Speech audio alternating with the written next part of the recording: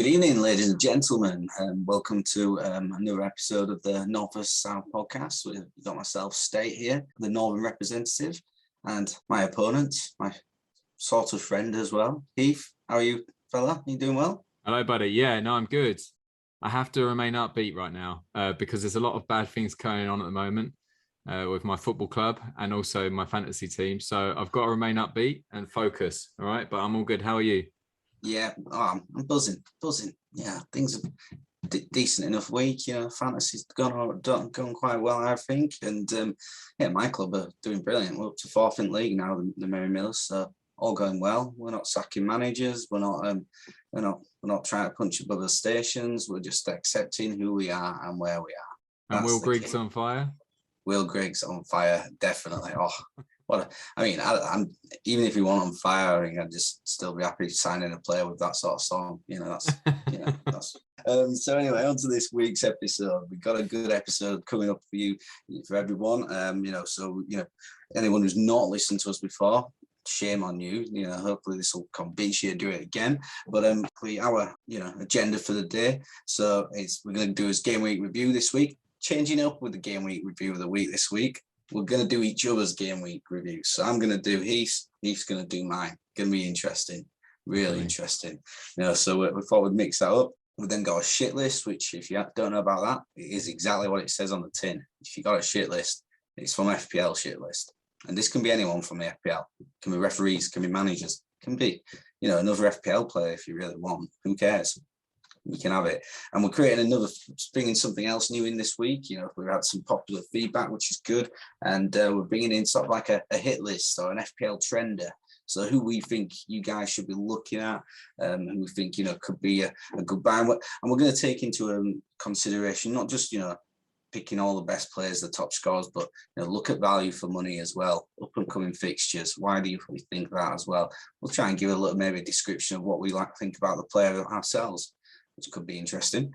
So we've got that coming in. And Heath is going to scout a team this week. Is that right, Heath? That's correct. Yeah, Brentford FC. Yeah, good team to scout at the moment, so that's good. We'll then have our North vs South mini league updates as well. And then instead of the game week, we're not going to do the game week preview because we've got an international weekend coming up. So we're going to do that in the next episode with something fresh as well for international week. If you listen to our last international podcast, we did something new. We did something really cool. We're going to do something again like that in this next one anyway. But that's going a bit too far ahead. And then finally, He's got a quiz for me this week, which I'm definitely sure there's some stitching up going on. Oh, 100%. It's sunshine. He's gonna be busting me to try. He's probably gonna try and make me get 0 out of however many questions there is, because he's just livid that last week. Even though I thought I was all right, I gave him multiple choice options every time, so he always had a chance, and he just didn't see it that way. It didn't really cost you though, to be fair, because. Are you kidding? We'll get to that. Yeah, we'll get onto that. So that's us for this week. Definitely. Yeah. So as State said, this week's game week review is something a little bit different. We've decided that no longer do we want to hear either of us gloating about how well we did. We now want to basically take the piss out of each other's team. So this week, State will be reviewing my team. I'll be reviewing State's team. State, if you would like to do the honours and tell me all about the Southern All-Stars. Yeah, I can tell you about the Southern All-Stars, definitely.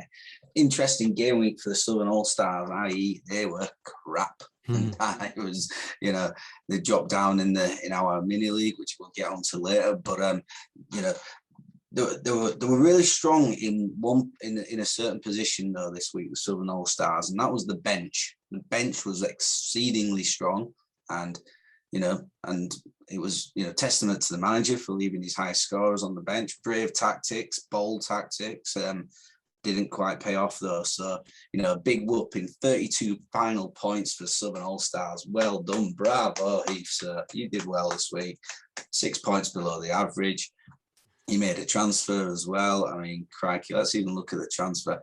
Got Smith Rowe in for Odegaard. Not terrible, but yeah. And then why did you bring Smith Rowe in for Odegaard and then have him on your bench? Did you even look at your team this week properly? I think you'll know why I had him on the bench. Do you not remember the fine you gave out to me? Well, yeah, but you could have done something else. You could have dropped Kane. I'd have been thinking drop Kane off there. Who knows? Too expensive. Can't drop Too him. expensive. You're right. He is too expensive. We'll get on to that. So anyway, we'll quickly fly through this. So we've got Raya in net, 3 points for Brentford. Don't mind that.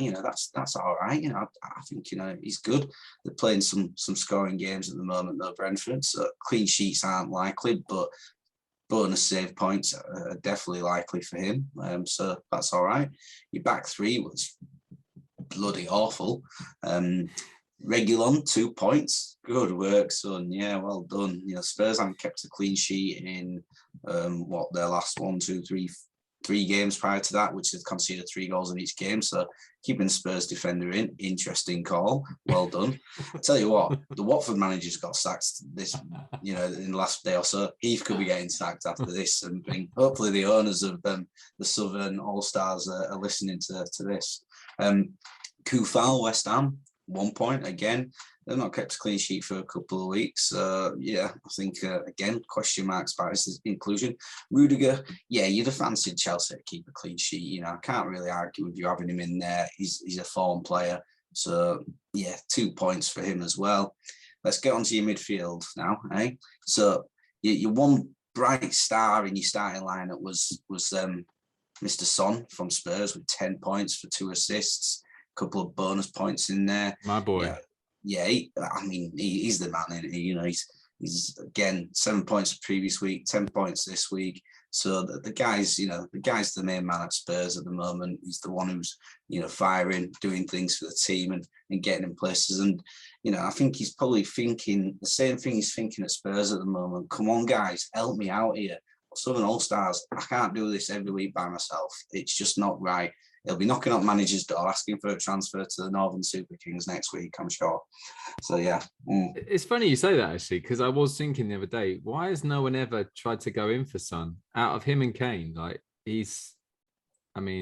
probably would pick him over Kane if I was a manager. At the moment, you would, yeah, definitely. But I don't think people would do overall. I agree. Someone should have snapped him up, but a lot of clubs don't have money these days. I suppose that's the problem. The Spanish clubs on their asses. Only maybe go back to Germany, but who knows? Because they signed him from a German club, Son, didn't they? Was he from a German club? I think it was like Leverkusen, wasn't it? Yeah. So, but yeah, I agree. He's a quality player. He could. I think someone should try and get him at the end of this summer after another season of nothing at Tottenham. Well done, Yids. Yeah. So back onto your midfield with firing this week. Benrahma, 2 points. His first. He's been on good form, but 2 points, not really good for you. That is again. Wilfried Zaha, fantastic to watch the Palace game yesterday and see them score 2 goals, and he didn't get anything on it. I was loving that pub. How that pub watching it with the missus and the little one's making dinosaur noises, and I'm making cheering noises every time Palace get a goal, and Wilfried Zaha's got no involvement in it. I'm like, brilliant, because he fucked me over the previous week, big time. So I was very happy. Then the main man, Moussa Sissoko, what a player, solid 2 points. You can't have a go at Moussa because he's just done what we expect of him, and you can't argue with that. So well done, Moussa. Questionable why your manager brought him in for a certain person instead of maybe dropping a striker. But again, we'll get onto the managerial problems of the Southern All Stars later on. And then up top, where the real fantastic work went on this week. So Heath actually dropped me a message about my captain being on the bench this week and only getting me like 2 points in total. I'm like, okay, fair enough. He went a bit early on that. I did. And then his captain, well, he only got in 2 points, so 4 points in total. So I was pretty smiling about that one, when Antonio didn't do anything. I was like, that's called karma, bitch. That's what it's called. What it's called is enjoying the FPL experience. Like from my perspective, I just look at it and I kind of go to myself, I think what's so good about FPL is you can really, really enjoy yourself on those first couple of days if your players are doing well, or you're even better when your opponent's team's doing poorly, and getting in their face as soon as possible before you even know what the final scores But, are. That's the fun of it, really. But Heath was saying this on the back of only having like 5 points in his team at the point as well, and I was already on 30 points. So as he well pointed out there, yes, it's all about rubbing in people's faces when you're doing better than them. Okay, but he obviously misread the transcripts, and he went rogue. But it was which has made it even more enjoyable for me, to be fair. So at least I'm not going to be on your shit list this week. No, even though I deserve to be on this week. You should be on you should be on your own shit list. I think so, yeah. And I'm gonna come to the reason why right now as well, because obviously you're Antonio 4 points as your captain, Kane 2 points, Lukaku 2 points. I mean, Lukaku did put the ball in the back of the net, but VAR came in well and just said no, thank you, Rom. Not for you today, son. Not for you. But yeah, this is why Heath is going to be on his own shit list. I say he's going to be on it because if he wasn't on it, I'd just put him on it for himself right now to save him embarrassment. So keeper Ben Foster 2 points. Don't worry about that because we already got 3. Smith Rowe 3 points. I mean, for starters, he brought him in on a transfer and didn't play him. I mean, who does that in real life? No one. You buy a player on FIFA, Football Manager, you get him in there. You don't mess around, especially with Arsenal, who've been in a bit of form. I mean, yeah, it'd only increase your team by 1 point, which wouldn't have been anywhere near enough, but still, it'd have been better. Then let's get on to the serious stuff now. So, Kieran Tierney on his bench. He's your boy this year as well. 6 points on your bench for a nice clean sheet. Well done, Kieran. And then the third sub. So, he needed a miracle for this guy to have got on the pitch. Sideshow Bob. Yeah, the Brighton legend, Mark. Is it spelled? Is it Cucurella? That's correct. Yeah. Exactly. Mark Cucurella, 9 points because he got 3 bonus points. 9 points. So in the end, he had 18 points on his bench. Guilty. Now that 18 points, I'll be honest with you, and he can confirm this anyway. Still. Wouldn't have mattered too much in the end result, but it had made it very close and tight, and there'd have been some squeaky bum time. So, yeah, 18 points on the bench, man. I mean, if I was a manager, if I was a fan of the Southern All Stars, I would be, baying for blood. I'd be, you think Ole Gunnar Solskjaer's getting it bad now? I'd be going to town on this onto Heath right now, guys. Don't be listening to any of his suggestions in the next game week preview that we do, because they're obviously going to be useless, and he'll tell you to put all your good point winners on your bench. So I guess to justify my decisions, Cucurella against Arsenal, any other season you would happily put your Brighton defender on the bench against Arsenal. This is a season where they're obviously very unpredictable Arsenal, and after they smashed Spurs last week, I was thinking, I can't afford to have, even though I really rate him as a player, I can't afford to have him on my 11. So I took him out, put him third sub, didn't think twice about that. Happy days that he's playing well. He's going to get me a lot of points over the season. I won't make that same mistake again, Mark. I'm sorry, buddy. But the next one, I think you made a really good point. I don't know why I brought in Smith Rowe if I wasn't intending to play him. And I don't know why. I think I just had a feeling that I would rather have Zaha against Leicester because they're at home. And I guess I maybe overestimated Leicester before I made my transfer. But guys, it's schoolboy error.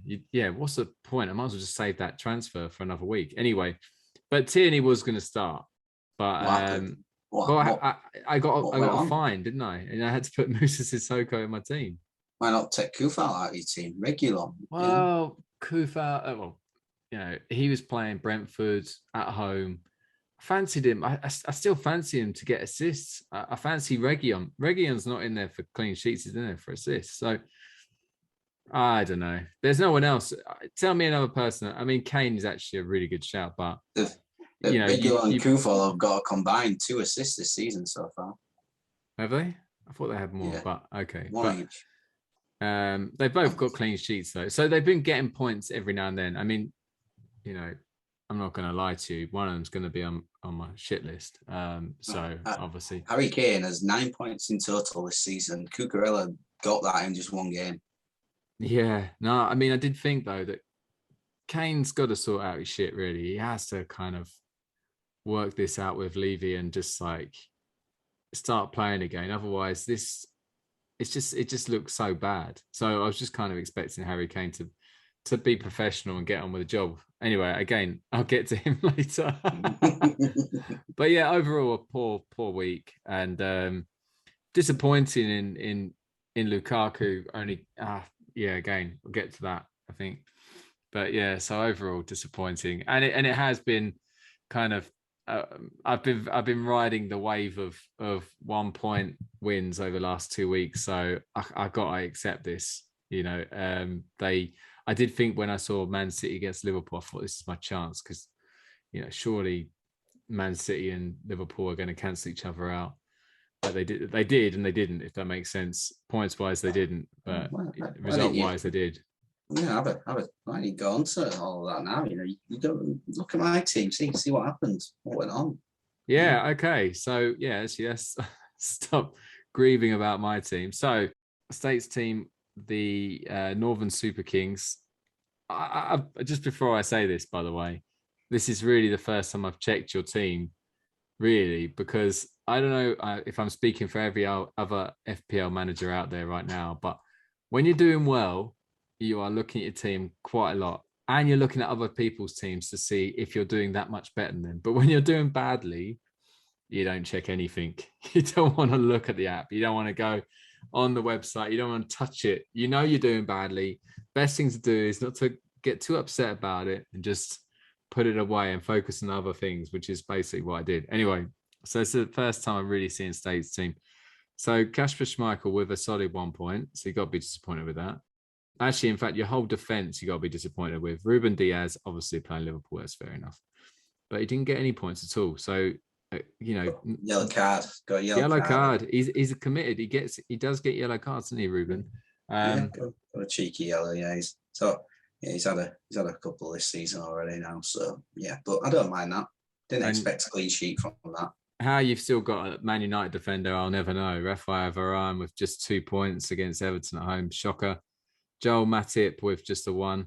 How close was Matip though to scoring right at the end for 3-2? It's great tackle by Rodri. I mean, that should be like a bonus point for Rodri's tackle, because he stops a certain goal. You can tell the ball's going in the net.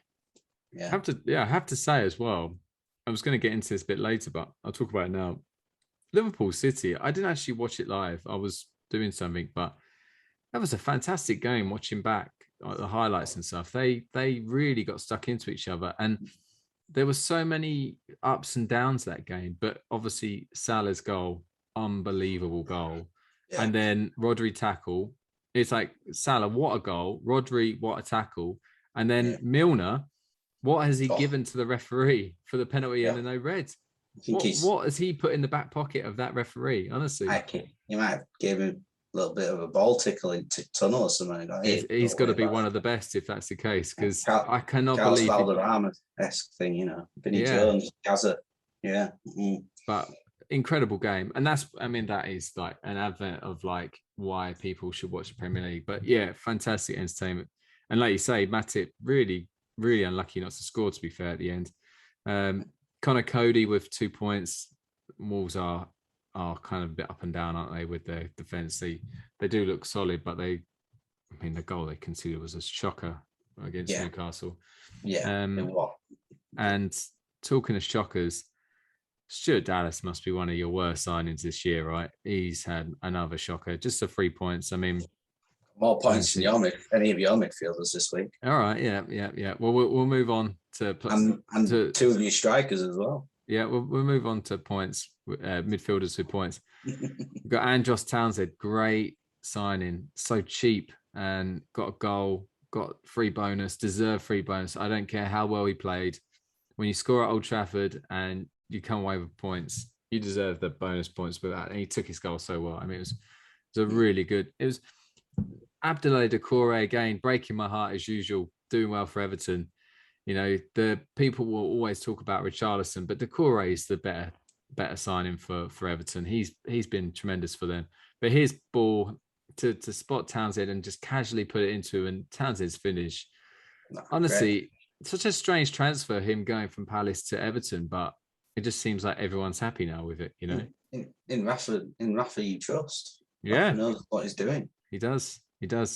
Then we got Mo Salah, who was your vice captain. So you got to be Oh, upset a little bit about that. Eh? well, worst thing is, right, I thought I'd changed it. I took the little one to Diddy Kick Saturday morning, and I had a breathing moment while he was running around chasing after another kid, causing havoc. And I'm like, oh, I need to change Salah to my captain over Ronaldo. He always seems to do all right against City at Anfield. So I was like, yeah, I'll make Salah captain, and hopefully he'll do something for me. Forgot to do it because the little one then came and just nutted me in the balls. So that was fun. And literally, yeah, gutted. But he's still 13 points. Happy with that. Yeah, go on assist, free bonus. I doubt you'll be making that same mistake twice next game week after the international break because they're playing Watford at home. Yeah. Oh, yeah. I mean, God. I mean, every man and his dog will have Salah as his captain. It's triple captain material, surely. But stop trying to good, man. I don't need to use that chip yet.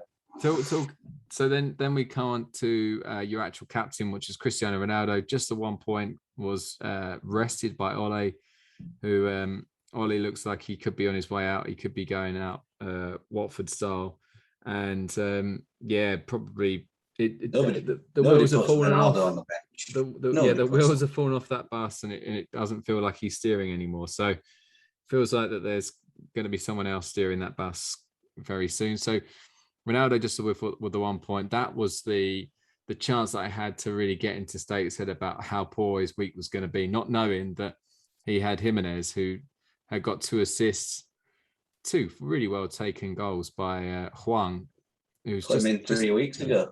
Yeah, what a good player. I'm talking about Huang's finishes, but Jimenez is a great player as well, obviously. But it feels like he's now playing that deep line number 10 role, kind of playing him in. But both goals really, really good finishes. And then we've got the tried and tested Jamie Vardy, who's never too old. His stats this season are brilliant. Like, he's got 6 goals and assists, but he's in the last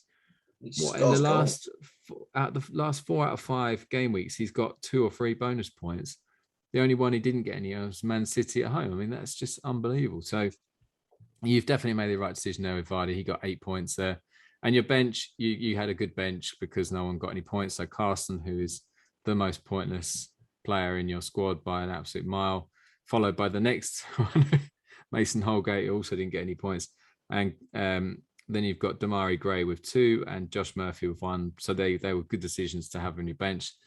And overall, you got 52 points, a really good week.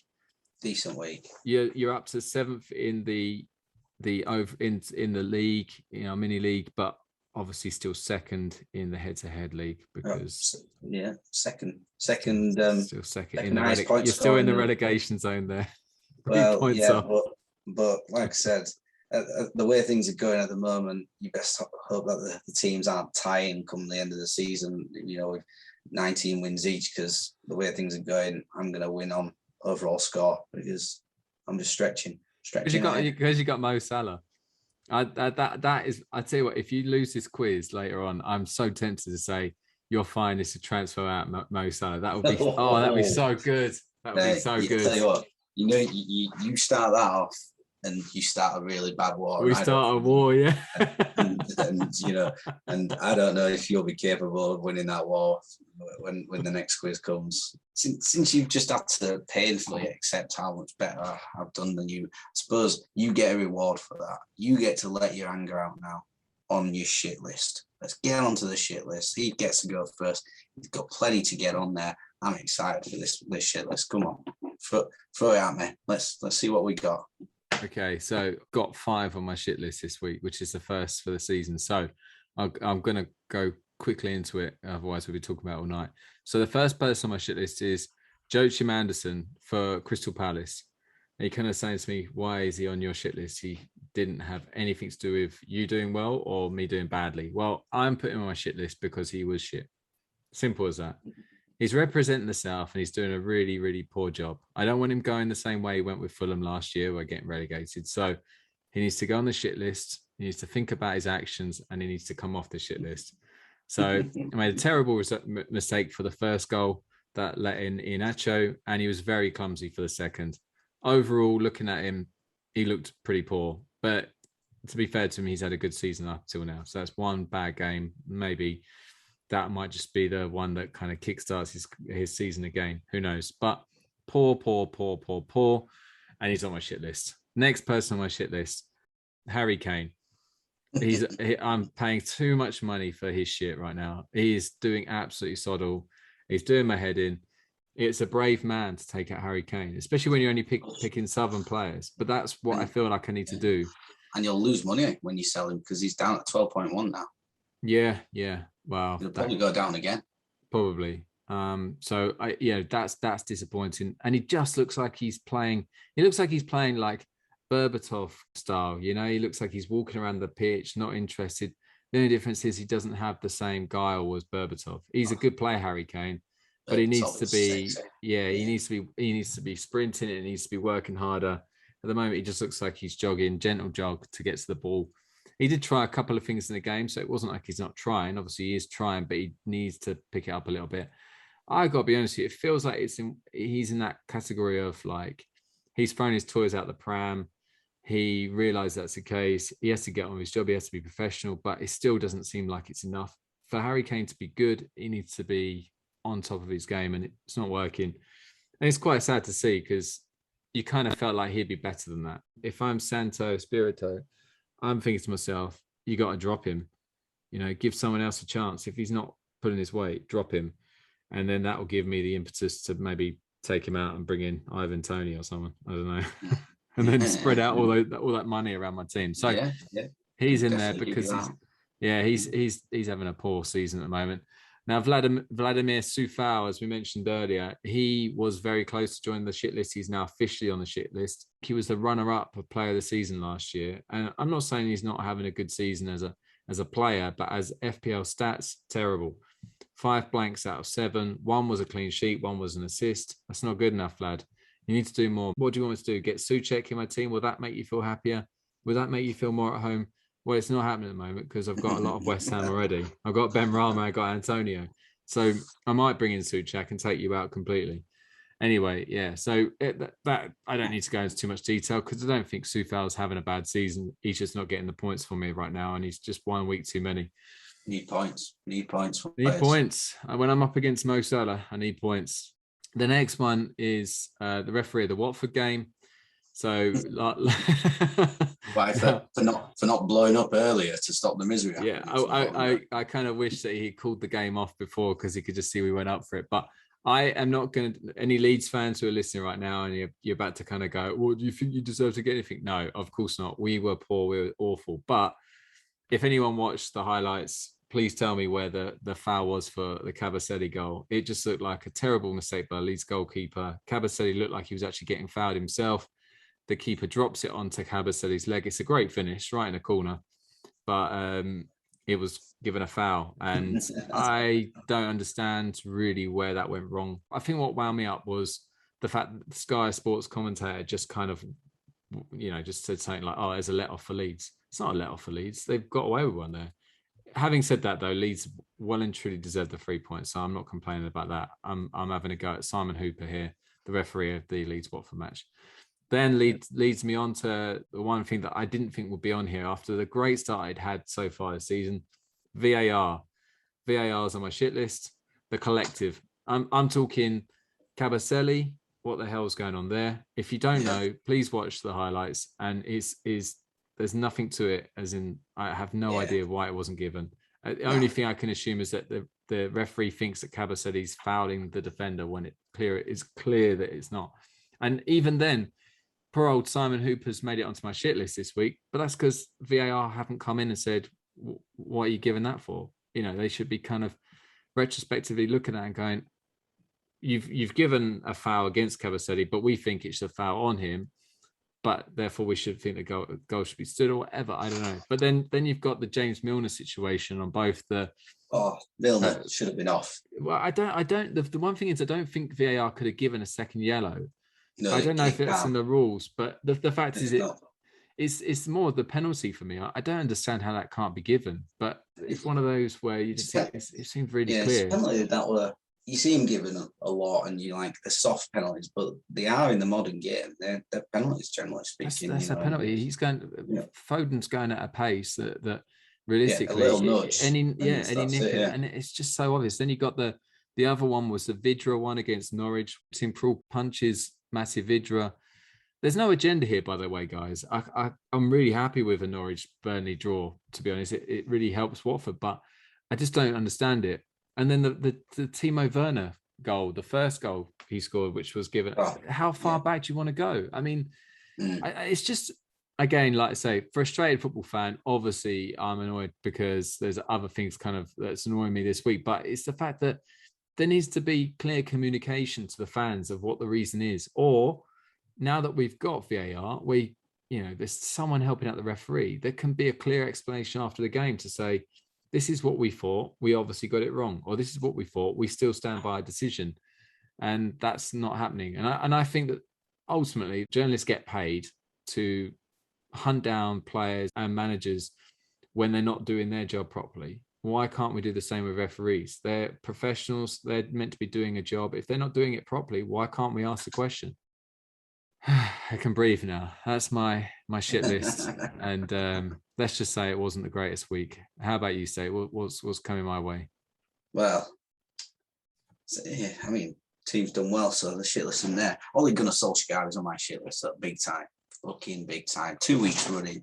I mean, for starters, he's not bloody making. He was Ronaldo's penalty taker when he should be doing, and now he's benching. Right? I know the guys. He got to save his legs and stuff at times, but Everton's not a game where you save his legs. Everton are doing all right this season. That's not a game you rest your star man, your main man. And there were a couple of chances in the game. I mean, Cavani looked good. I like Cavani, good player, but he has a header that Pickford makes a good save of. Ronaldo gets that header. That's in the back of the net. United go on and probably win the game, because they'll have a 2-goal cushion then. Or, Martial then scores and it's 2-0. So it's, Ole's got to play there in that game. And especially since he was my captain, then, I was very upset with Mr. Ole. And I like Solskjaer, lovely bloke and that. Is he sort of cut out for this level? Who knows? I mean, I suppose you can't really complain at the moment. I mean, the 2 points off the top of the table, so it's not like they're it's not like they're struggling in the league at the moment. They're up there. They'll be challenging this season, but it's little things like that. 2 points there, the joint top. And that's where you have your main man playing. I think so. Solskjaer was on there for me, and I was the same as you. VAR's definitely on there this week, and I won't go into the additional detail because you said it all, Heath. There, the VAR wasn't right this weekend. It's made some howls. I think the Chelsea one was the worst one in my opinion. Like you said, how far do you go back? I wouldn't say it was a blatant error. You see those free kicks given, but you also see plenty of times in the game where those tackles are not given as fouls as well, and nothing comes of it.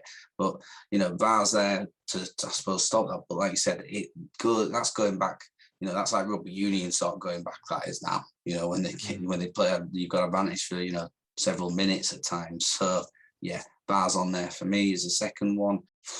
Kasper Schmeichel, keeper, he's going on there with the entire Leicester side, barring Jamie Vardy because he's awesome.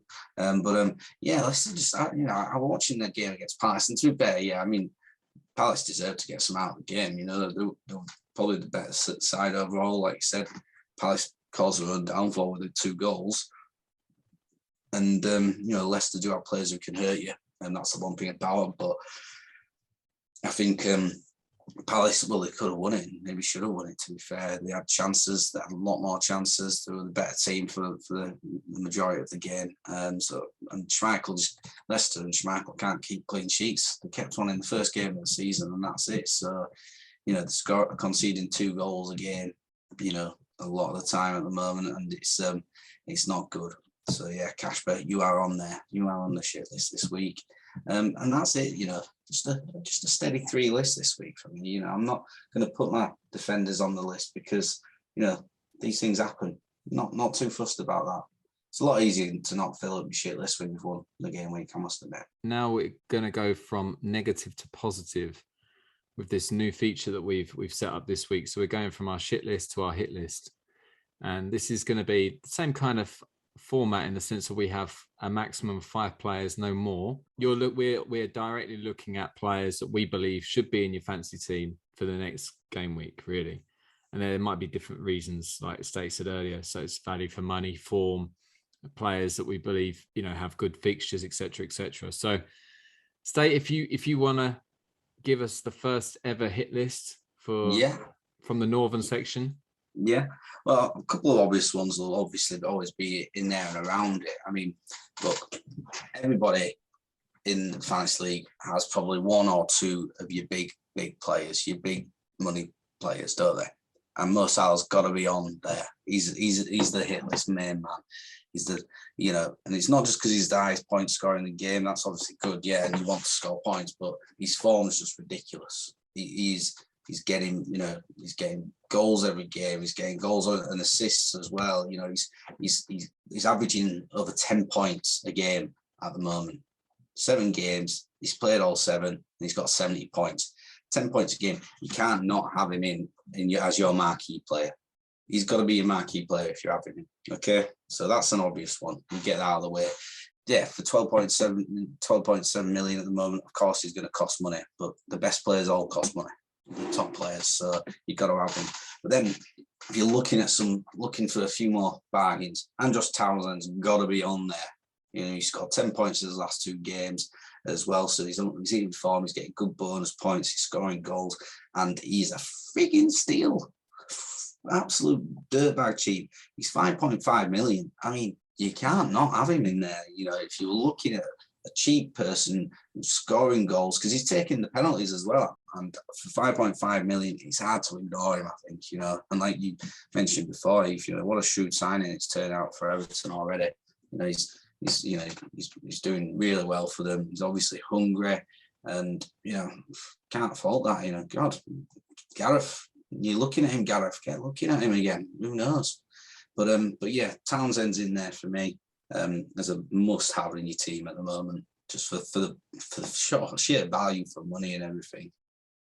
I've got Jamie Vardy in there as well. Now, people might think, "Oh, that's obvious." Well, no, it's not, because I think he's quite overlooked this year. Everyone's thinking Ronaldo, Lukaku, Salah, so they're not probably having room for Jamie Vardy. But he scored 6 goals already this season. He's 10.4 million. So if you're looking to offload Kane or Lukaku right now, because they're not scoring as many goals at the moment, Kane in particular, you could get rid of Kane for 12, just over 12 million, bring in Luke and Vardy for 10.4 million. You bring yourself 1.7 million in. So the reason I'm saying him is if you've got a top striker that you want looking to get rid of, which you should be looking to get rid of if you've got Kane probably at the moment, this is your best option, in my opinion, in terms of value for money, form, and he's going to score goals. You can bet your house on Vardy will score goals this season. So definitely on a hit list to get in there. If you want to spend a little bit less than that still and bring in another top midfielder like a De Bruyne and make sure you bring Salah in, but get rid of that. Raul Jimenez for Wolves, 7.5 million. Now, most people are thinking, why ain't he gone for Hwang? All right. Well, I'll tell you why I haven't gone for Hwang. Hwang's had 1 game, right? And, he scored 2 goals in it. But, no great finishes, don't get me wrong. He's definitely an option there. But Jimenez last 2 games, showing a bit more of that form that made him an absolute superstar the other season. And, he scored a goal against the winning goal against Southampton the other week. He got 2 assists this week, so he's got 2 bonus points. And Jimenez is there. He's focal to Wolves every week. Hwang's at the moment, scoring a couple of goals and starting a couple of games because of it. But Jimenez, is their main man. And again, he's not expensive. He's 7.5 million. Yeah, you might think, well, Antonio's pretty much same value in that. Well, yeah, you can bring him and Antonio in and get somebody else in there, and you've got money. You'll have money spare somewhere. So 7.5 million for a guy like Jimenez is good for me. Then I'm sort of contradicting myself with this next pick because I'm going for somebody who's just had a one good game week just then, but he's actually been out injured for a little while anyway. Is Llorente, Leeds defender, obviously scored the goal against Watford. It's another reason why I've got him in there as well, because he scored against Watford. So it's good goal. Rubs it in a little bit on Heath as well. But at the same time, he's not played much this season. You know, he's had knocks, he's had injuries, but he'll be playing, will this lad? And you know, you got obviously 15 points there, which is good. But I think also you look at Leeds' next run of fixtures. You know, Southampton away. Southampton are struggling for goals, so I'll be thinking there could be a clean sheet there. Wolves at home, yeah, they're doing a bit better now, Wolves, but there's still a good chance there. Norwich, you know, they can definitely hold off Norwich. So they've got some games coming up. So I think if you were looking to get in a cheap defender to free up some money elsewhere, you know, you could get him in for 4.5 million. And he might sort of do some things for you there. To be fair, that's to sort of give you a sort of a defensive option in my sort of hit list this week.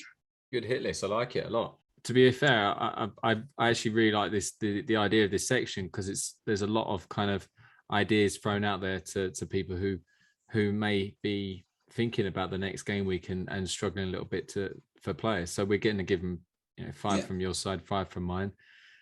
I'll start with mine. Probably a predictable one. I think people will struggle to get him in the team because there's so many heavy hitters already. Like, let's be honest, there's a lot of people out there who have either got Lukaku and or Ronaldo, and they've probably got Salah.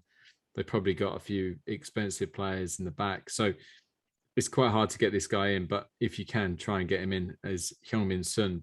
All I'll say is that his fixtures are, he's got Newcastle away next, which is good.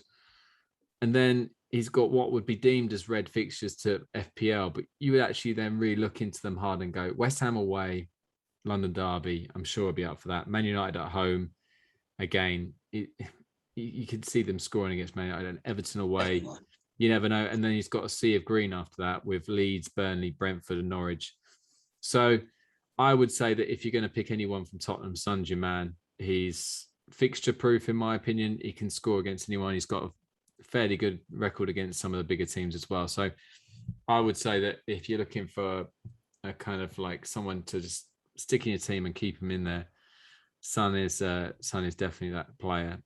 I would then go with another heavy hitter in Cesar Azpilicueta, aka Dave. I think realistically you're looking at Chelsea and you're saying to yourself, again, you're seeing a sea of green in their fixtures. They've got a great fixture list. Tuchel just knows how to keep clean sheets. He knows how to pick, you know, decent defense, and they are prone to rotation. And that Azpilicueta did get rotated earlier in the season as well, I believe, against Aston Villa. So he could get rotated at any point. But at the moment where they've got no Reece James and he's got this ankle injury that means he's out for a fair bit. It says on the website he's 50% chance of playing the next game. So you would expect Azpilicueta to be playing right back. Yeah, I rate that because he could. Because I think now because of that as well, he's either going to be one of the 3 centre halves, Azpilicueta, or he's going to be the right wing back, isn't he? It's quite tough because he's more expensive than the others. He's club captain as well, isn't he? Yeah, so he's very valuable to the team, like overall. So you'd expect him. So basically, if you're looking at fixtures, you'd say he'd play 4 out of 5. Really, you know, he'd play 90% of the fixtures, really. But I would. He got 2 assists this week. I doubt that's going to be a theme going forward. But I would say that he is a spearhead of what Chelsea defenders you want to go for at the moment. But that could change. But all I'm saying is that if you're looking for anyone in particular, I would get Chelsea defenders in at the moment with their fixtures. They were probably slightly unfortunate the way they conceded against Southampton's bit of a poor error by Chilwell. I think that whenever I look at FPL, if a team has conceded, the one thing you have to look for is how do they concede? Is it a long range shot that, you know, flew in, you know, an absolute worldie or something like that? Or is it a penalty or a free kick? Then when you start seeing it's a set piece, a penalty or free kick, then you start kind of questioning whether that really needs to be looked into, that, you know, that they've conceded a goal there. So I think that might have been just a poor error there by the left back. So yeah, most people are probably going to go for Alonso and Rudiger. And I think Rudiger's a good shout. I think Alonso, now that he's been rotated with Chilwell for the first time this season, I think that especially that he got called up to the Spanish national team as well, that makes him vulnerable. So I would say well away from him. I'd say well away from Ben Chilwell. And therefore I would fall into the bracket of Azpilicueta, Rudiger, and Thiago Silva. Thiago Silva's obviously a bit older, so Rudiger, Azpilicueta, and like I said, I've gone for Dave this week just because he got 2 assists, so he's on my hit list. Then I'm going to go a lot cheaper, and I'm going to go with Ben White, which you'd probably be a bit surprised by, but again, good fixtures. Arsenal, they're starting to click. Another clean sheet this week. They've got 3 clean sheets out of 4. The fact is that they are looking like they're finally starting to click. I think I said last week about Ramsdale's communication. It looks like that's helping. Also looks like finally kind of got their back 5. In fact, are they? Hold on. No, they are playing a back 4, aren't they, at the moment? Yeah, so they've got Tierney, Gabriel White, and Tomiyasu, isn't it? Yeah, and Tomiyasu is meant to be very good. I think he had a bit of a stinker this week, but he's meant to be a very good player. So they finally nailed that back 4. They haven't got these reckless players, these players who just switch off. They've finally got a team that concentrates. So Ben White at 4.4 million, I think is an absolute bargain if Arsenal carry on the way they are. And then my next 2, I'd say one is obvious to a certain extent. So I've got Brian Mbeumo, who plays for Brentford.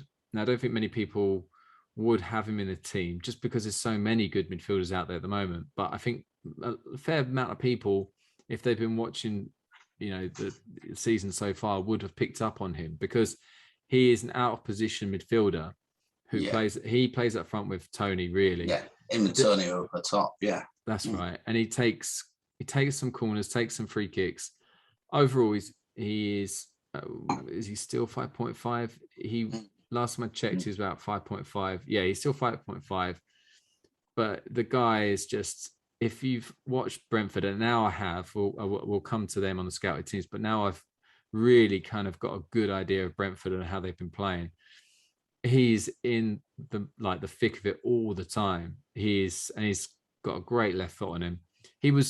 I would say he was good for Brentford last year in the Championship, but I didn't think he would be this good in the Premiership. Fair play to him. He's done very well. So I'd say he's a great differential, and he's someone that it's always nice to have an out of position player. I always like it. I like when I pick my team, as you can see right now, when you see Tierney, Reguilon, Soufal, Cucurella, I've got all attacking wing backs who fall into that category of could be more midfielders than fullbacks. And it's the same when it comes to midfielders. When you've got midfielders who are playing up front, someone like Son or Zaha, who also do it every now and then, it's just really good. It feels like a cheat code in FPL. So he is in there. And then the last one's a bit of a long shot here, and I don't know if many people would have known about this guy, but his name's Michael Elise. He joined Crystal Palace in the summer from Reading. Was very good for Reading, one of their star players. Reading struggled to replace him, obviously, but Palace haven't been able to get him in the team until this week because he's had an injury, a niggling injury. So he finally came on and played his part against Leicester. But what I noticed was that he was taking set pieces. This is his first game. He scored. He took his goal well. Now, this guy, a bit like Eze at Palace, could be a game changer. He could be a player that if Vieira allows him to be creative and allow him to be who the player he wants to be, we could be hearing a lot about this Elise as the season goes on. And I tell you what, Crystal Palace, I really hate to say it, but they're looking like a genuinely good, entertaining Premier League team. And you can, and again, I mean, for years, I absolutely love Roy Hodgson. I love him as a guy. I think he's probably been one of the best Premier League managers of all time for the achievements that he's made with a lot of the smaller teams like Fulham, Crystal Palace, and West Brom.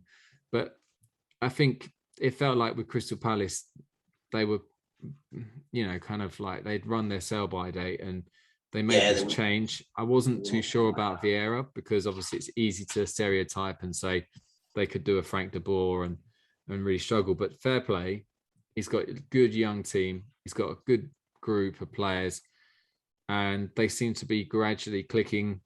And they're getting some good results. I mean, that's a good result. Should have got more against Leicester. Yeah, they deserve to win that game. Yeah. So Michael Elise is a bit of a long shot, but I think he's worth looking at. We'll find out. But yeah, so that's my hit list. Yeah, liking it, definitely. Like I said, good food for thought there for people. Looking at trying to see different things, different prospects. You can't have everyone in the team. You see, you've not got the money to get all of them, but there's different options for different reasons. So yeah, definitely good. Liked it a lot. I suppose it leads on to sort of like the next tips as well that we're continuing. And I think you've maybe already mentioned one player who probably may come up in the scouted team of the week, which was Brentford. So yeah, obviously Brentford have had a good start to the league season, Heath. So yeah, what did you make of them? Well, there's a lot of good things going down at the Brentford Community Centre, and it feels like Thomas Franks has basically allowed his players to basically play free-flowing football like they were playing the Championship. There's no fear whatsoever of anyone, and that was typified against Liverpool, where I mean it's always great to see a promoted team going toe-to-toe with a former Premier League winner in Liverpool. And I was very, very impressed with, I'd say, nearly all of their performances. They've been a bit unlucky at times, and they've had their luck as well. But realistically, if you look to their fixtures at the beginning of the season, you would be surprised if they were probably just outside the relegation zone. And there they are, top half of the table, not a problem at all. So if you're not aware already, Brentford have the same kind of money ball approach that other teams like Liverpool and there's other teams like Fulham who have adopted, where they're looking for statistics to back up the transfers they're bringing in. Irrelevant of the names, some of these players you've never heard of before, but basically they're bringing a team together so that they can kind of hit the statistics that they need to be able to, get promoted from the to the Premiership or stay in the Premiership. But what they've done here is they've kind of gradually built a team that is just a team very, very comfortable on the ball. And I'll start with my good from afar, but far from good. Basically, a player that you're expecting who looks good on the pitch, but actually isn't a very good FPL player. He's a low scorer, and that's Christian Norgard, who is Brentford's defensive midfielder. Everything goes through him. Basically, he is the go-to guy when it comes to Brentford. He gets the ball from the centre halves. He gets it. He then plays it. He gets it. He plays it. He's constantly on the ball. And I think he has scored this season. But the fact is that he's unlikely to really score many. So I would say that seems quite straightforward. I know that people probably listen to this scouted teams and say, isn't you good from afar, far from good always going to be a defensive midfielder? Well, it might be, yeah. But this guy epitomizes that category without a doubt. Very, very good player. Really good. Last season, the Championship, I remember when Watford came up against them and just thinking, I would love a guy like this in our team. That's exactly what we're lacking at the moment. But I won't carry on about Watford. But so I'll move on quite quickly. So the next one is the differential. So someone who could score big points, but you wouldn't really expect it. And I know it's cheating a little bit, but I'm going to go with any of the back five. So I say that it's actually a back six, really, because they play a five at the back. The right back is actually Canos, who's actually a midfielder in the game. So, he would be pointless to have in your team as a defense. He's not going to keep you clean sheets. Now, Brentford have come into the season with basically a defense that's quite solid. I think they signed Christopher Ayer from Celtic, who seems like an absolute bargain. Again, I don't know how they do it. They also signed last season. They signed, actually, maybe a couple of years ago, they signed Pontus Jansson from Leeds, which is another really strange signing where you just didn't see that one coming. Last season that Jansson went to him, basically. Yeah, we were quite a favourite at Leeds, but at the time. Yeah, it was a very odd one, but he signed for Brentford. And they've also got Ethan Pinnock, who's kind of like a mainstay at Brentford, who's been there for quite a few years now. So that's their back three. And then, like I said, they've got Canos on the right and Rico Henry on the left. And then David Raya. Now, I'm saying that they're all differentials, all of them, apart from Canos, because Canos isn't a defender. But the reason why is because all of them, can get goals, can get clean sheets, can get involved. I mean, obviously, Raya can't get goals, but what I'm saying is that he makes a lot of saves, so he can get you bonus points, he can get you save points. Janssen, Aya, and Pinnock have all either been and around goals. They've all got bonus. 3 assists already. Yeah. For centre half, that's good. Yeah, and Pinnock scored a couple. So they're all in there for, attacking corners. And Rico Henry was probably one of the best fullbacks in the championship getting forward. So I think his points will be coming soon. So I think that all of them are differentials. All of them are very cheap and interesting players that I would say that if you are feeling brave, go Brentford for a defender or two. Now, that's again, we were saying earlier, there's so many good cheap players out there this season that it's very difficult to really convince you that you need to be going for one of these players. But I'll tell you about I'll come to the newcomer after set piece extraordinaire. So it's actually quite funny because their set piece taker is normally Matthias Jensen, but he's not getting in the team at the moment for whatever reason. So their free kicks are basically going to Mbuemo and or like Ivan Toney attacking free kicks. Mbuemo's kind of the ones that are kind of drifting in. And then the corners are coming from Canos and Mbuemo and Godos. He's barely played. But the penalties is an easy one because Ivan Toney has got his standard slow walk-up penalty take. And I believe that if he's not taking them, when De Silva's back from injury, he would be a backup to him.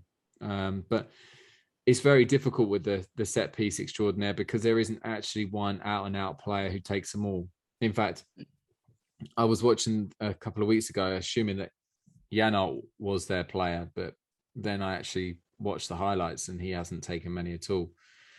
Anyway, so that I can't really be a much help there, unfortunately. But all I do know is for sure that Tony's your man when it comes to penalties. So you can thank me for that one. But I'm sure you already know that. I'm sure you already know that one. Just a little bit. But strikers, the thing with strikers, they all think they're free kick specialists in and around just outside the box, don't they? They all want to take them because I can bend this in like Beckham, or I'll just power drive it in like Ronaldo's done, or whatever. All strikers fancy themselves from the edge of the area on a free kick. So Tony's probably someone who will probably just pull rank a little bit because he's the top scorer a few times. And if there's one just down the edge of the area, he'll probably take a free kick from there because he's the one who knows where the back of the net is the most. Yeah, definitely. And this leads to my last two. So we've got the newcomer and Captain Fantastic. So the newcomer is the new player to the league. Realistically, all of these players could have been the new player to the league. So, and Captain Fantastic is a consistent scorer over the season. Who would you be happy if Brentford were playing Norwich at home next week and, all the other big teams are playing against each other? Who would you be thinking, I'll put him as captain? Now, I actually think that both of these could be either or, really. So I've put down here newcomer as Brian Mbuemo because I just think he's really exciting, cheap, and then Captain Fantastic as Ivan Toney. I just think that you could probably swap those around and they could both be in the same category. I think Mbuemo, you could actually put him as captain because he just seems to be, even if he's not consistently scoring, he's always in and around the area, always having chances, always doing something. And Toney takes the penalties.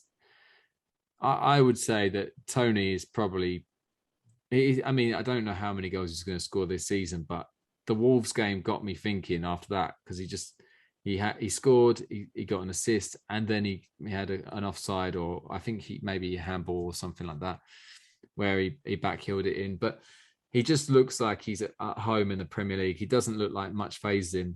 And to be honest, I'll be surprised if he's still at Brentford, come the end of the season. So he causes problems. He runs the channels, running behind the centre halves in the gaps. He can finish. He works hard. He's all round plays good as well. I think. Really good. Really good. I basically the one thing that I have come to conclusion with Brentford is they work tirelessly and they defend for their lives. Tony works so hard up front. It's not often that your star striker does that. A bit like Raul Jimenez at Wolves, to be fair. And I think you need that, really. You do need a striker who works his socks off. What I would say is that Brentford keep themselves in games, and they're really enjoyable to watch. And I would highly recommend, if you haven't watched them this season, to try and watch the next game. When Sky announce all their new fixtures, I can guarantee you that Brentford are going to be involved in quite a few of those. They probably held them back for a handful this initial period, but then the next period, it's going to be a lot of fun. So we'll see with them. I don't know. I kind of, like everyone else, I'd like to think, probably wrote them off at the beginning of the season thinking they might be a bit naive, but yeah, they've proved me wrong. And I'm sure they proved a lot of people wrong. I'm sure Definitely. A lot of people had them bottom of the league, favourites to go down, all that stuff. Oh yeah, for sure, definitely. Very, very good, very enlightening as well. And I think, in particular, sort of differentiator, putting in some Brentford defenders. Like you said, they've got a good run of games coming up after the next game. I think they've just got Chelsea coming up next, haven't they? But then after that, I think they've got, a nice run of fixtures where, you could see them picking up some good points there, maybe clean sheets, and some goals, who knows? Because, I'd fancy that, to be honest with you. So, good scouted team week, Heath.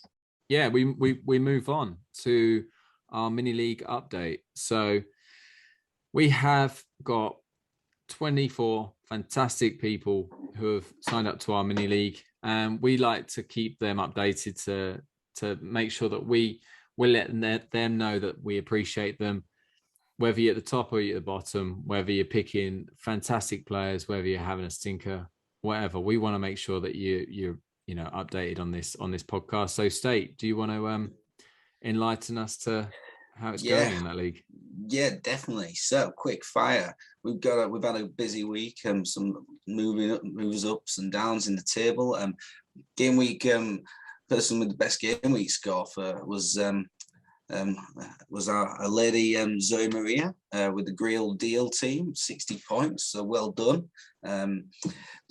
Salah as captain was the big one for her, as well as Andros Townsend being in there, and she had the wits about her to put her Brighton defenders and keep her in the starting lineup. So maybe you could take a few pointers from her there, Heath. That would work well. Yeah. Excellent work. So 60 points there. Good work. Person with the second most points in this game week. Who was it? That was me. 52 points. Well, can't say that I'm surprised. Thank you. Decent week for the Northern Super Kings. But yeah, in terms of then overall, I mean, Betty Swallows has taken the lead. Actually, wow. Betty Swallows, got a new leader. New leader goes top with he got 51 points, so decent week for him. Moves up to 458. Expected to lose Jason Bice, still in second on 456. 5DA, 37 points. He drops down from first to third on also 456. So those top three are in a decent spot. It's funny because I was actually giving Summit some stick about, he's got to listen to this podcast because he gets mentioned every week for being top, and it never looks like it's going to change. And obviously gave him the kiss of death. Sorry, Summit. Yeah, well, you should have been listening to the podcast. You might have had a better week, mightn't you? I mean, he had Lukaku as captain. He had Ronaldo in there. He had Antonio, Ronaldo, and Lukaku up front. So they've let him down. He's had a Mayor in the defence. He has Mo Salah as well, but the rest of his midfield did out. Ismail Assar, rubbish, along with everyone in a Watford shirt this weekend. Mason Greenwood didn't do much for United. Got a booking, I believe, so he only got 1 point. So yeah, he's fallen 2 spots there. So yeah, not good. Heath, he dropped down to 10th overall as well. Bad week. Never mind though. He's still second place. Big gap between me and Ryan Bennett. Yeah, that lad I work with, Ryan Bennett. Yeah, he's Spud United. He's in his game. He's FPL. He's usually a Sky fantasy league player, so he's come across so that he can be part of our work one, which he's in 7th place out of 8 in that as well. So he's struggling there, to be fair. So yeah, not good at all. But yeah, you've got a little bit of a cushion there, so you should hopefully remain within the top 10 for a little while longer. But who knows? But yeah, other shout outs obviously to our North and Southern focused teams. You better check yourself. 33 points, moved up the table a little bit there, spot. We've also got King in the South, Eddie, our man Eddie, 36 points. Well done. Doff Venture South, 38 points. Where's my main man? Ned Starks, my dad, 33 points. He's off the bottom still. He's kept himself above El Badger Poopers.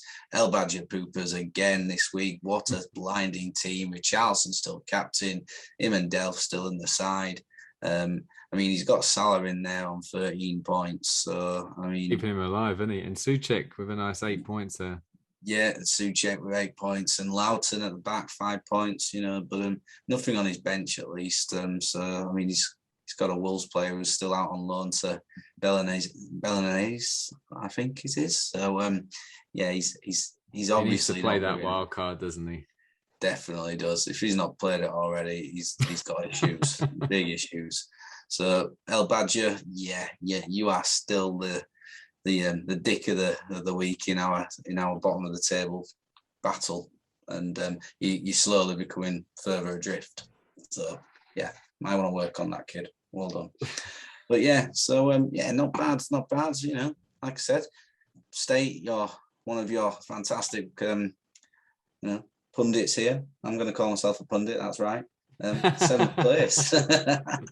awesome work from me. So I'm happy. Yeah, well done. So that's the weekly review. Thanks again for everyone who's in our league. We've got a solid 24 now, and we've I suppose that after October, that's like the first sort of quarter gone, weren't it? The first 3 game months sort of thing. So we could.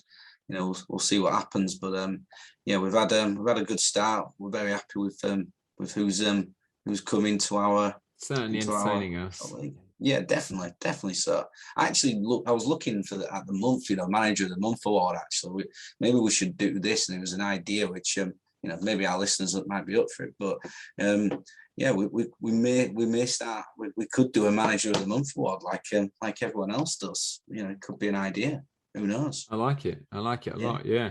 I think we'd have to maybe hand out some prizes. Yeah, definitely. We'll get some of our sponsors. I'm sure we've got a couple of them lying around. Some sponsors. Yeah. And I definitely think that we should be giving out fines for people who finish bottom of the month as well. That would be quite interesting to see if they play along with it. But yeah, we'll see. Let's put the pundit to the test. Let's give him something to prove his punditry worth. Definitely. Okay, so we got our quiz. Now, this week's quiz, I've picked out 10 different football players from the northern section. And we're going to start with Liverpool. We're going to end on Norwich, right? So they should get harder. And each player, I'm going to announce the teams that they've played for before. And it's up to State to work out, who the player it is. There's not going to be any of this, different. I'm not going to give you options. You're going to have to just guess them outright. So I'm going to offer you a benchmark, and if I agree with it, we'll go with it. So you've got to choose how many to get before you get a fine. And if I agree with it, we'll go with it. And if I don't, I might add or take away one. Well,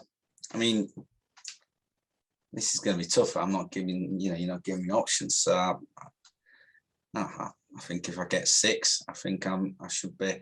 I'll tell you what. I'll be generous here. If I get a 6, we'll call it a tie. No fines. If I get a 7, I get to fine you. If I get less than 6, you fine me. Yeah, perfect. Yeah.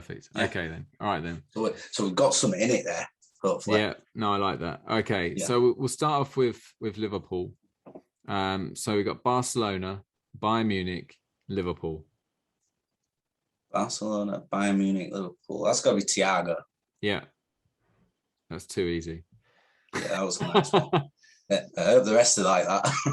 The next one is Benfica, Valencia, Inter Milan, Juventus, Manchester City.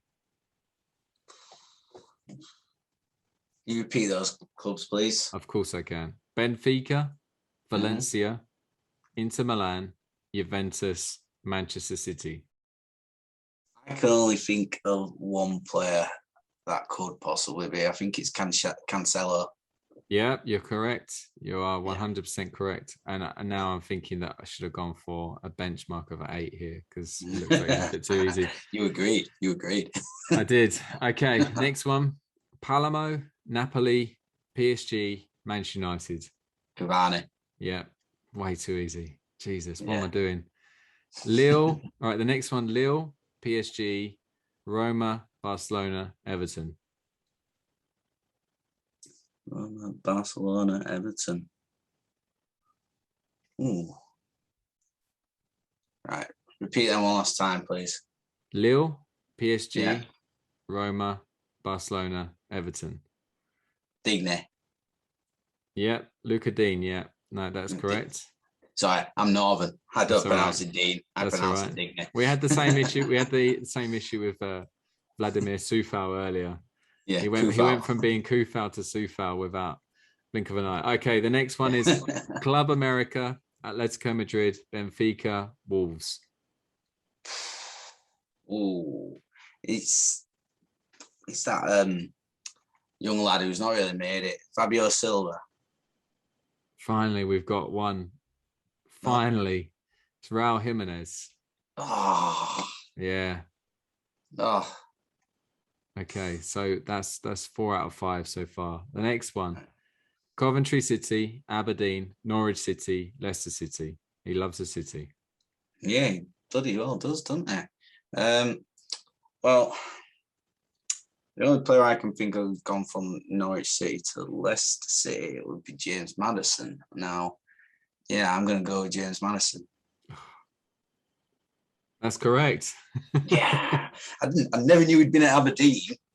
But I couldn't think of anyone else. To be fair, there may be some loans in here. So, all right then. God, that's cheeky, isn't it? But yeah, fair enough. To be fair, I'd expect loans to be included on this. So yeah, fair enough. Okay, so the next one is Chelsea, Nottingham Forest, MK Dons, Derby, Middlesbrough, Crystal Palace, Norwich City, Burnley, Middlesbrough, Leeds United. Fucking hell. I'll start again.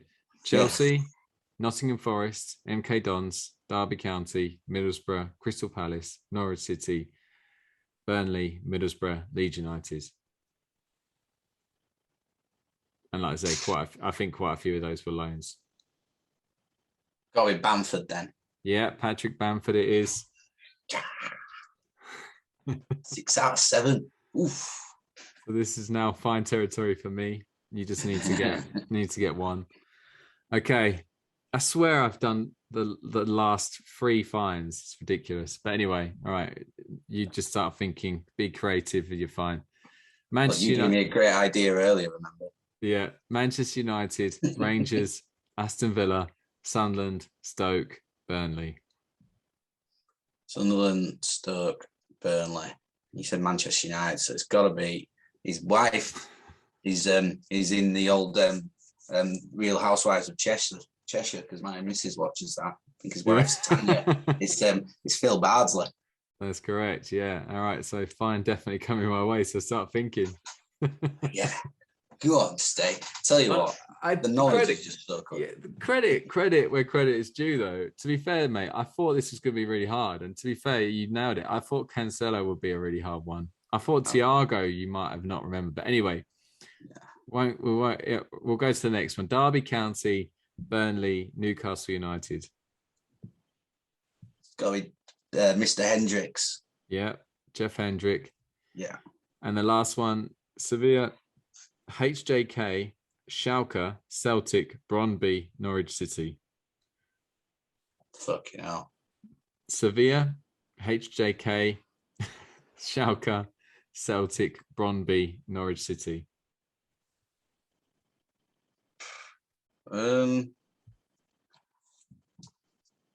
God, I mean, I think only person I can think, I don't think he played at Celtic, to be fair, but Bromby obviously being Danish, I think, in being Finnish, maybe there's some association there, but probably wrong, but I'll just say Timu Puke.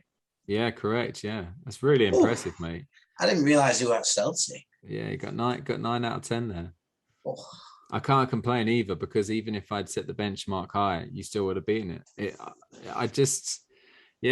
He claimed himself to be a pundit, and he's just proven I've got himself. Ridiculous footballing knowledge of memory for some reason. It's not good. It's one of the many reasons my missus calls me a sad, pathetic loser. So yeah, but I take that as a compliment, guys. I completely disagree. You're not sad. No, just pathetic and a loser. Yeah. Thank you for that, Heath. Yeah, it's all right. The only thing I'm better at than football knowledge is probably my knowledge of international flags. I'm ridiculous at that. So yeah, it's random. But I thought you were going to give me like some banter there. Your only, your knowledge is how good you are at FPL or something. You bring out flags. No, the flags is my favorite. I remember going down to London with the missus for a weekend away, and I've made a walk through the whole the Embassy Square basically, which is over near Mayfair area, I think, or somewhere near a posh area. And I was just telling her, going, that flag's that country, that. And she just, every single one, she just looked to me after I'd said about 5 or 6, she went, I don't care, James. And I went, I know you don't, but I'm still going to tell you. Just kept on edge. Do you know what? It's weird you say that. I do the same with my other half. I do the same. I tell her things like that, and I kind of say to her, this is this. I find that if I say it very confidently, she just believes it, because she really doesn't care either. So she probably thinks, bloody hell, like Matt is really clever with his knowledge of this and that. It's just because I'm very confident. I just blag it. So you basically pretended to be confident all through your relationship, and he's got you this far. Yeah, it's taking me places. You see that flag there? The Ivory Coast flag. That Irish flag is beautiful, isn't it? What do you think? Wonderful. Yes, I like it. Like it a lot. Excellent. Flag knowledge. Yeah, we could be talking about FPL until we're blue in the face. Let's have a podcast about flags. You up for that? Yeah. The Big Bang Theory. If anyone's watched that, Sheldon Cooper, Fun with Flags, Heath and State. Flag knowledge, fun with flags. Yeah, let's do it. We'd have to copyright maybe, but yeah, good quiz though, Heath. I did like it, and to be fair, a lot of them, it's just the one key transfer to really sort of think of, and that were it. And that was the Cancelo one, because I was thinking, I'm like, City, I can't think of anyone else City signed from Juventus. Obviously, you mentioned Benfica, so they're thinking Diaz at first, but then I'm like, well, no, he came straight from Benfica, didn't he? So it was, some good ones there. But no, it's good. He did well. But I'm like I said, the knowledge is there. It's remembered up here. It's one of the few things my memory serves me well at. So, nice. Well, if you're in a pub quiz and that gets flags or players' journeys through their career, then that's it in your pub quiz for that, definitely. So I need to think of a fine, don't I? First. Yes. Fine. Oof. I tell you what, I'm not gonna force you to play Sissoko, because we've done that already. We've been there. We've done it. We've seen the T-shirt. So it had 2 points written on it. Yeah, exactly. Yeah. So, hey, big 2 points. That big 2 points. Yeah, it's a good option, right? So what are the fixtures looking like? Spurs away at Newcastle. Don't want you to be captaining Son now, do we? I don't think we should allow that. But would you actually do that? Yeah, you probably would, because he's the only one who's consistent. But then Chelsea, Brentford. Oh, I tell you what, I'm going to do you a big favour here, right? You gave me an idea earlier that I might have to transfer out Mo Salah or something like that, right? Which would be very, very cruel, right? Yeah. Now, I'm not going to make you do something like that. I'm going to make you transfer out Harry Kane. Okay. Because you need to get rid of him. This is me helping you, by the way, all right? I'm helping you here. I'm being a friend. Okay, remember that. All right. I'll do it now, actually, because Yeah. to save myself losing points. You've got to transfer Losing out value. Harry Kane. Yeah. And and lo and behold, he's going to score two away at Newcastle, and I'll be loving that. Got a good record against Newcastle as well, hasn't he probably has. He's got a good record against a lot of the weak teams, that's for sure, and some of the good ones. But I think you need to cut him loose, mate. Really do. And I think anyone else as well who's got Kane at the moment, you can't be having 12 million not getting your points. I'm sorry, it's just not right. I think the way I normally play it, if I had a team of, I could pick anyone, realistically Kane wouldn't get close at the moment. It's just that fact of when there's someone like Harry Kane who's costs you so much, you have to see a return for 2 or 3 weeks in a row before you start kind of going, okay, like look at Jamie Vardy, good example. Someone who last season probably wasn't doing that particular well goals wise, got quite a few assists for Iheanacho and stuff, but realistically goals wise probably didn't score as many as he would have liked. But the fact is that, and he was a lot last year, he's even more this year, but the fact is that you need to be sure that these players who are getting on a little bit or having issues with transfers not going through, etc., you need to kind of see that transition of someone who's actually gone from being unlikely to get you points to someone who started to get you points. Another example could be Timo Werner. Everyone knows that guy was fantastic in the German league. He's not a bad football player. He's had had quite a few stinkers. Maybe this might be the moment that he starts getting going. I think he could. It looks like Tuchel's liking him and Big Rom up there playing together a little bit. Werner's pace causing problems. I think it could be good. And Chelsea have got a number of nice juicy fixtures coming up. Brentford, Norwich, Newcastle, Burnley. You think they could be doing bits there, and I mean, so yeah. Like I said, I think I've done you a huge favour there. Well, thank you. That'll be good. Fun to choose that tonight because, like I said, I don't want to drop value, so I'll be looking to get in a new striker. But yeah, and that's the podcast, guys. And I know there's probably people thinking that the diehards who are thinking, well, what happened to the FPL? The greatest ever FPL player finals. Well, we thought, we've been too nice to you guys. We kind of need you to have a little bit of appetite for that. So we thought we'd hold off. Next week, we've got a special podcast, which won't be in this format. It'll be in a different format that you can look forward to.